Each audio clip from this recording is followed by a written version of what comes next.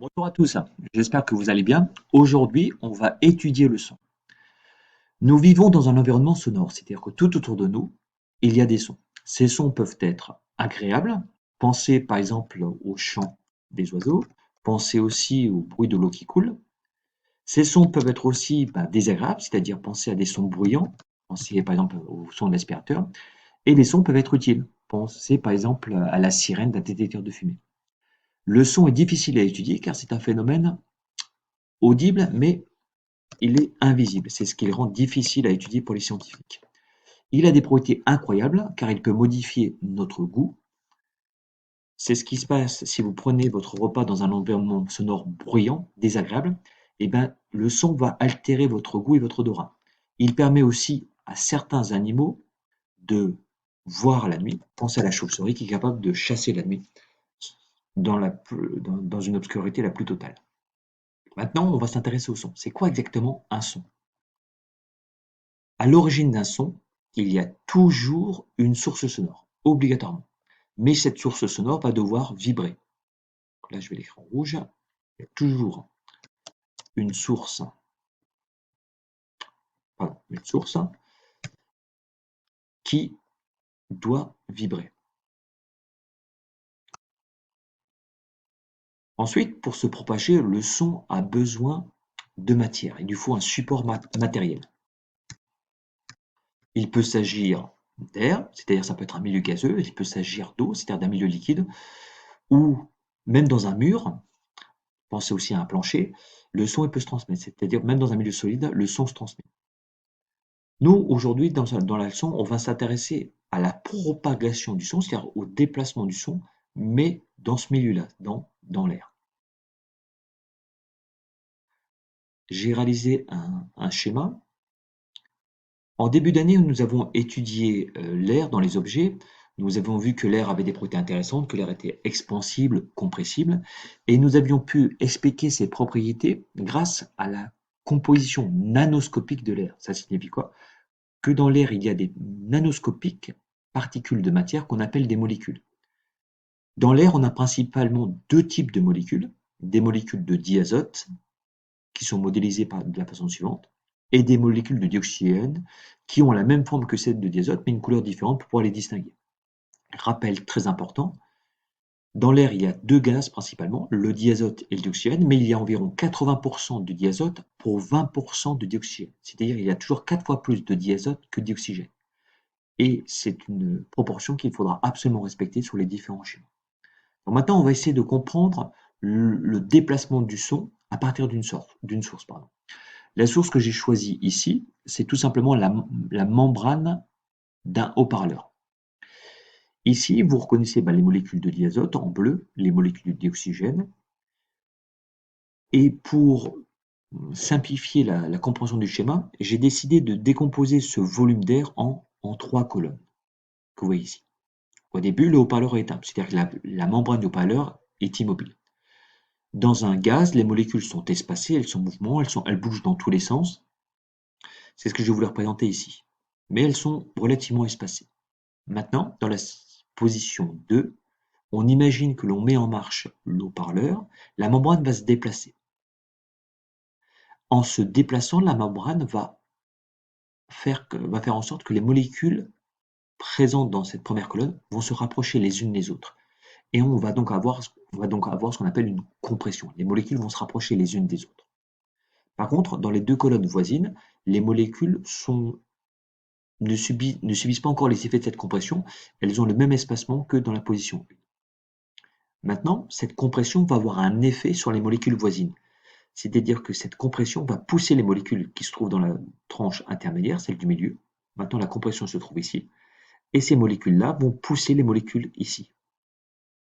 Par contre, dans la première colonne, les molécules vont retrouver le même espacement qu'au départ. On voit finalement que la compression se déplace de proche en proche jusqu'à arriver vers l'oreille. Malheureusement, j'ai effacé l'oreille par mégarde. Je m'excuse. On va maintenant pouvoir compléter la phrase d'explication. Pour émettre un son, comme on l'a vu au tout début, il faut une source. Ici, ce qui joue le rôle de source, c'est la membrane du haut-parleur. Et cette membrane va être capable de déplacer les molécules présentes dans l'air, c'est ce qu'on a vu sur le premier schéma. Et cette compression va se propager de proche en proche jusqu'à atteindre le tympan de notre oreille. On va s'intéresser maintenant à d'autres exemples de sources sonores. Par exemple, si on pense à la voix humaine, on peut penser aux cordes vocales. On peut penser aussi aux instruments de musique, aux instruments à vent, comme par exemple une trompette, une clarinette. On peut penser aussi aux instruments. Intéressons-nous maintenant aux récepteurs sonores. On pense bien sûr à notre oreille, plus précisément au tympan, qui est une fine membrane qui va se déplacer en fonction des variations de la pression d'air. On peut aussi penser à un sonomètre, c'est-à-dire un instrument de mesure qui sert à mesurer l'intensité sonore, ou à un microphone. Remarque importante, dans l'espace, le son ne se propage pas, car il n'y a pas de molécules, c'est ce qu'on appelle le vide. Si dans un film de science-fiction vous entendez des sons dans l'espace, c'est une erreur scientifique, car dans l'espace, on a 0 décibel. Aucun son ne peut se propager car il n'y a pas de matière. Retenez bien que le son a besoin d'un support matériel, de l'eau, un solide, de l'air pour pouvoir se propager. Intéressons-nous maintenant aux caractéristiques du son. C'est un mot qui est peut-être un peu difficile pour vous. Si l'on devait remplir une carte d'identité d'un son, il faudrait mettre des renseignements, c'est-à-dire des caractéristiques. On va en étudier deux dans cette leçon, son intensité, qu'on appelle encore son volume sonore, et sa fréquence. Quand vous entendez des sons, vous vous rendez compte que tous les sons ne sont pas identiques. Ils peuvent être forts, d'autres peuvent être à peine audibles, ils peuvent être aigus ou graves. Intéressons-nous, on va d'abord étudier l'intensité sonore. Certains sons peuvent être dangereux pour nos oreilles. Pour connaître la dangerosité d'un son, il faut mesurer son volume ou son intensité sonore, intensité sonore,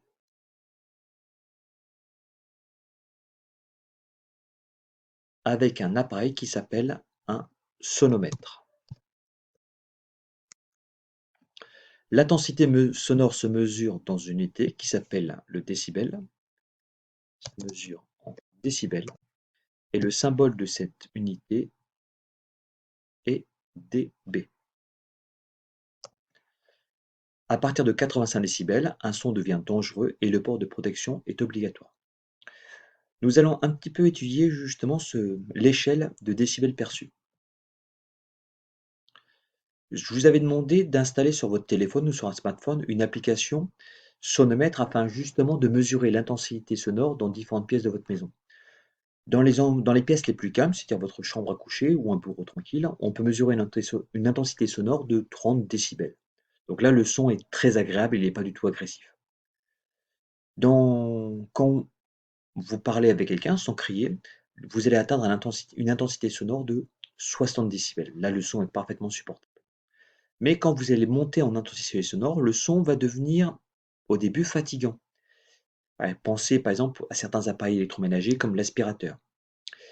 Ensuite, quand vous allez évoluer entre 80 et 90 décibels, là le son va commencer à devenir pénible. Et c'est même ici, à partir de 85 décibels, qu'il faudra porter des protections, soit un casque, soit des bouchons d'oreille.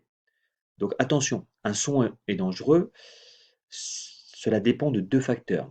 Tout d'abord de son intensité sonore, mais aussi de la durée d'exposition. Si vous entendez un son de 85 décibels quelques secondes, il n'y a aucun danger pour vos tympans. Par contre, ça devient dangereux si vous êtes soumis à un son de 85 décibels pendant plusieurs heures. Là, il faudra absolument se protéger. Je vous avais demandé d'étudier dans un exercice sur tactilo, d'étudier le mur du son. Là, on atteint des niveaux sonores très très élevés. On peut atteindre jusqu'à 130 décibels. Un marteau-piqueur, pardon, on est à 120 décibels. Un concert, on est à des niveaux sonores très très élevés, à 110 décibels. Là, il y a un risque de surdité. D'où la nécessité de se mettre assez loin des enceintes dans un concert, voire d'efforts de faire des pauses, de, de sortir, par exemple si vous êtes dans une salle de spectacle, ou alors de porter par moment des bouchons d'oreille. Maintenant, nous allons nous intéresser à une autre caractéristique du son, qui est sa fréquence. Vous savez que l'oreille humaine n'est pas capable d'entendre tous les sons. Notamment, certains animaux émettent des sons qui sont totalement inaudibles pour nous. Si on pense par exemple au dauphin ou à la chauve-souris. qui émettent des ultrasons. Un son possède ce qu'on appelle une fréquence. La fréquence se mesure en Hertz, de symbole Hz.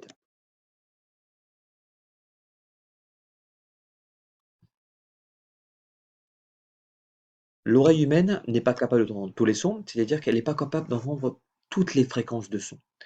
Notre oreille entend des sons compris entre 20 Hz et 20 000 Hz. C'est ce qu'on appelle le domaine audible de notre oreille. Si des animaux émettent des sons en dehors de cette zone, ils seront inaudibles pour nous. C'est ce qu'on va essayer de comprendre avec le schéma ci-dessous. Tout d'abord, on va essayer d'identifier l'oreille humaine. Donc l'oreille humaine, elle se trouve ici. Nous entendons des sons de fréquences comprises entre 20 et 20 000 Hz. Donc je l'ai supprimé parce qu'on ne voit plus. Si on prend l'exemple des chauves-souris, donc les chauves-souris, vous savez qu'elles émettent des ultrasons, c'est-à-dire des sons dont la fréquence est supérieure à 20 000 Hz. C'est pour cette raison que la plupart des sons émis par une chauve-souris sont totalement inaudibles pour nous, parce que nous, on se situe dans ce domaine ici. Donc le domaine des ultrasons, vous avez plusieurs animaux qui émettent des ultrasons, vous avez les dauphins, les chauves-souris, mais même les chats et les chiens émettent des ultrasons. Donc attention, on entend tous des chats miaulés ou des chiens aboyer, parce que ces animaux émettent certes une partie de leur son dans les ultrasons, mais ils émettent aussi dans le domaine audible pour l'homme. C'est pour cette raison qu'on entend des chats miaulés, des chiens aboyer. Intéressons-nous maintenant à des sons de très basse fréquence, ce qu'on appelle des infrasons. Les infrasons sont aussi des sons totalement inaudibles pour nous.